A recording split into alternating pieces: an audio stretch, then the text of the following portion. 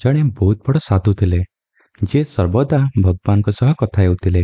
ଏହି କଥା ଯେତେବେଳେ ସମସ୍ତେ ଜାଣିଲେ, ଗୋଟିଏ ଧନୀ ଲୋକ ସାଧୁଙ୍କ ପାଖକୁ ଆସିଲେ ଏବଂ କହିଲେ, ହେ ସାଧୁ, ଏଥର ଯେତେବେଳେ ଆପଣ ଭଗବାନଙ୍କ ସହିତ କଥା ହେବେ, ସେତେବେଳେ କହିବେ, ହେ ଭଗବାନ, ମୋତେ ଆପଣ ବହୁତ କିଛି ଦେଇଛନ୍ତି, ଏବେ ମୋତେ ଆଉ କିଛି ଦିଅନ୍ତୁ ନାହିଁ। ଧନୀ ଲୋକର କଥା ଶୁଣି ସାଧୁ କହିଲେ, ହଉ, ମୁଁ ନିଶ୍ଚୟ ଭଗବାନଙ୍କୁ କହିଦେବି। କିଛି ସମୟ ପରେ ସାଧୁଙ୍କ ପାଖକୁ ଗୋଟିଏ ଗରିବ ଲୋକ ଆସିଲା ଏବଂ କହିଲା, ଭଗବାନଙ୍କୁ କହିବା ପାଇଁ ମୋତେ କିଛି ନା କିଛି ଦିଅନ୍ତୁ, କମ୍ ସେ କମ୍ ଗୋଟିଏ ଚାଦର ତ ଦିଅନ୍ତୁ ଘୋଡ଼େଇବା ପାଇଁ। ଗରିବ ଲୋକର କଥା ଶୁଣି ସାଧୁ କହିଲେ, ମୁଁ ନିଶ୍ଚୟ ଭଗବାନଙ୍କୁ ଜଣେଇଦେବି। ସାଧୁ ସନ୍ଧ୍ୟା ସମୟରେ ଭଗବାନଙ୍କ ସହ କଥା ହେଉଥିବା ବେଳେ ଧନୀ ଲୋକର କଥା ଭଗବାନଙ୍କୁ କହିଲେ। ହେ ଭଗବାନ, ଗୋଟିଏ ଧନୀ ଲୋକ ଆସିଥିଲା ଏବଂ କହିଲା, ଆପଣ ତାଙ୍କୁ ବହୁତ କିଛି ଦେଇଛନ୍ତି, ଆଉ କିଛି ତାଙ୍କୁ ଦିଅନ୍ତୁ ନାହିଁ ବୋଲି।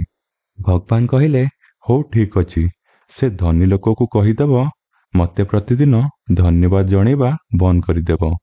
ତାପରେ ସାଧୁ ସେ ଗରିବର କଥା ଭଗବାନଙ୍କୁ ଜଣେଇଲେ। ଭଗବାନ କହିଲେ, ସେ ଗରିବକୁ କହିବ ମୋତେ ପ୍ରତିଦିନ ଧନ୍ୟବାଦ ଜଣେଇବାକୁ।